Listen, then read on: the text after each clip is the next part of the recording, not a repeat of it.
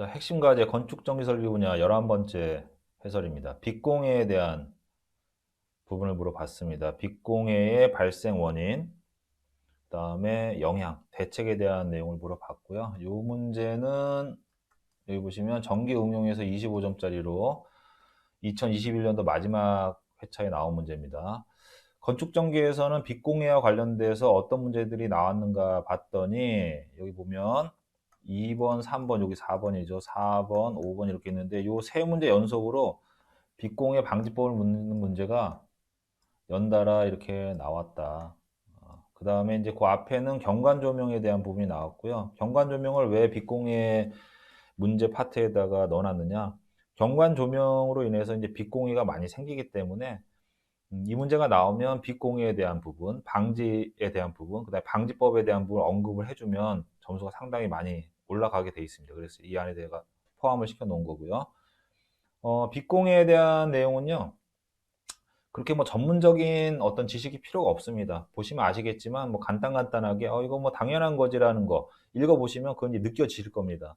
자, 그런데 기술사 답안지를 기술하실 때는요, 쓰실 때는 뭐 내가 알고 있는 당연한 얘기를 무슨 설을 풀듯이 쓰면 안 되고 거기에 어떤 형식에 맞춰서 전문적인 용어 같은 것들이 좀 들어가줘야 뭔가 있어 보이지 않습니까?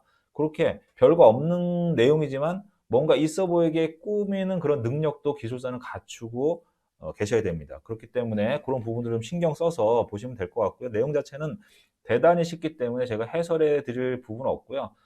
핵심적인 어떤 그런 답안지 기술하는 포인트를 제가 짚어서 말씀을 드린 형태로 해서 강의를 진행하겠습니다. 자, 첫 번째 물어본 내용이 빛공해 발생 원인이죠.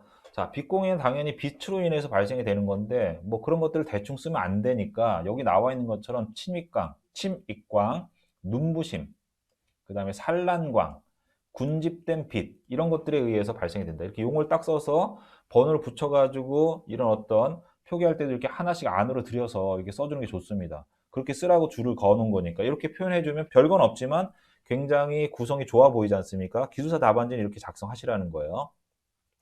침입광은 당연히 내가 그 거주지에 원하는데 밤에 자고 싶은데 이제 빛이 들어오면 안 되는 장소에 들어오는 빛을 침입광이라고 하지 않습니까? 그러니까 우리가 커튼을 쳐놓고 사용하게 되는데 일반적으로는 그런 빛도 들어오면 안 된다라는 거죠. 자, 이런 것들이 침입광에 해당이 된다. 그다음에 눈부심.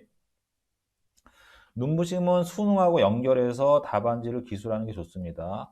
뭐 예를 들어서 우리가 이제 밝은 대낮에는 웬만큼 밝은 전구를 봐도 눈부심이 없는데 깜깜한 밤에는 핸드폰만 켜도 눈이 부셔서 눈이 아프지 않습니까? 이런 것들이 수능에 해당이 되는 거고 이런 눈부심에 의해서 여러 가지 장애가 발생이 됩니다.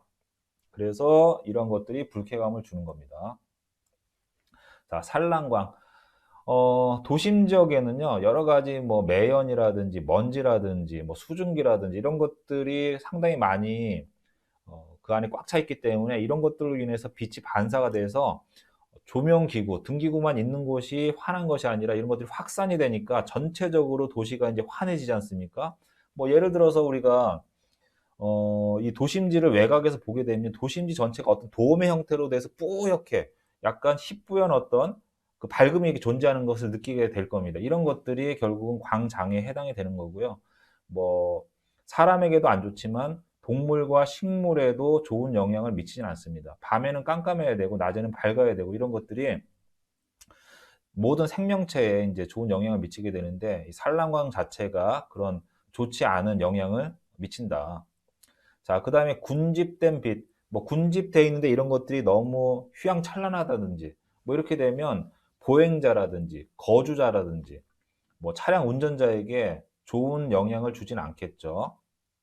그래서 여기 보시면 뭐 그런 혼란을 야기한다라고 이렇게 표현해 놨습니다. 자, 여기는 키워드들을 암기하시면 밑에 있는 이 설명들은 쉽게 기술하실 수 있겠죠. 중요한 건 키워드란 얘기죠. 이렇게 이런 것들, 이런 게 키워드입니다.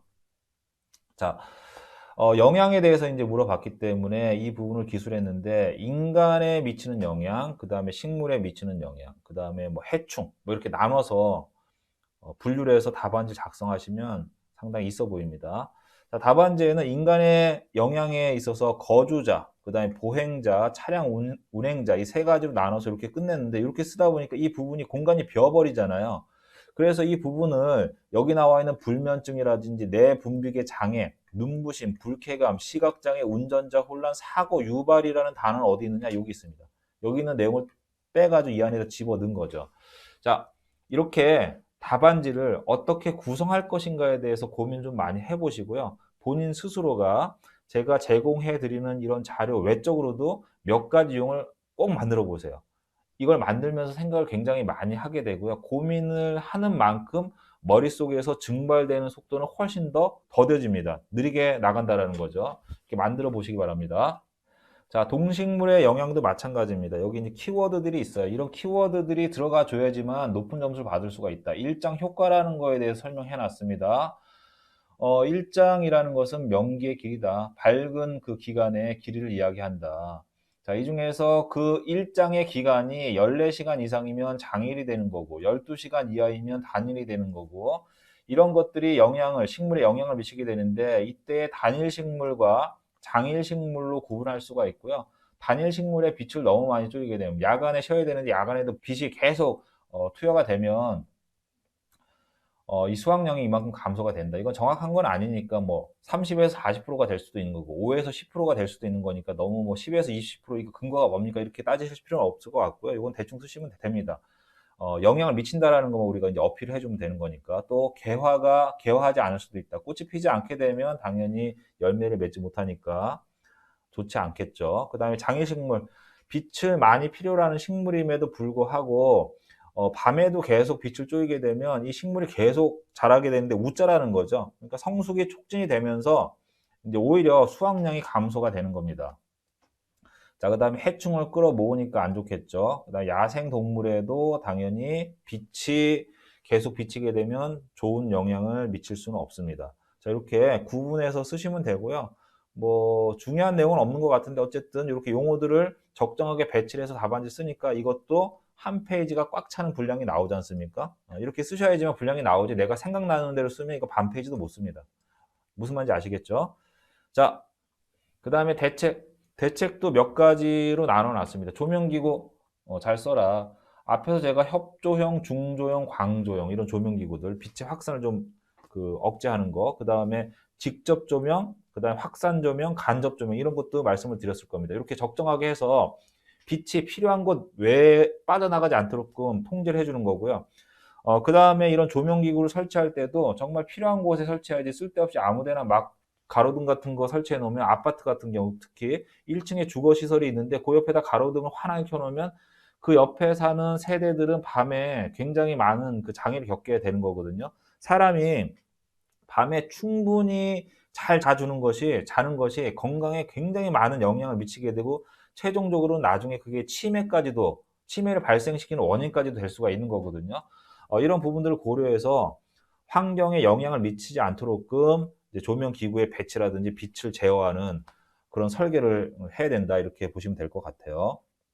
그 다음에 이것들과 관련해서 우리가 말로만 해서 안 되니까 법을 만들어 놓은 거죠. 빛공해 방지법을 만들어 놨고요. 방사 허용 기준이라는 게 정해져 있습니다. 자, 이것과 관련된 내용이 굉장히 많아요. 표들도 많습니다. 이 중에서 어떤 내용을 이 답안지 안에다 집어 넣는 게 효과적인가? 저는 뭐 다 쓸 수는 없으니까 그 중에서 선택해서 쓴다라고 하면 1종, 2종, 3종, 4종으로 구분해서 관리하는 이러한 시스템에 대해서 설명해 주는 게 효과적이다라고 판단 내렸기 때문에 이 표를 집어 넣은 거고요. 공부하시는 분들은 이거 말고도 뭐 다른 것들 한번 넣어보시고 뭐가 좋은지를 한번 스스로 판단해 보시는 것도 좋은 공부 방법이다 이렇게 생각합니다. 자, 이렇게 대책까지 말씀을 드렸고요. 뒤에 이제 보시면 뭐 추가적으로 몇 가지 표를 더 넣어놨는데 뭐 이걸 다 읽어드리는 건 별로 의미가 없을 것 같습니다. 자, 이렇게 빛공해 방지법을 설명해서 마무리했는데 광장의 빛 장애에 대해서는요 반드시 그 내용을 기출문제를 분석하셔가지고 그 유형별로 좀 준비를 해두시는 게 좋습니다. 자, 이번 영상은 여기서 마무리하도록 하겠습니다.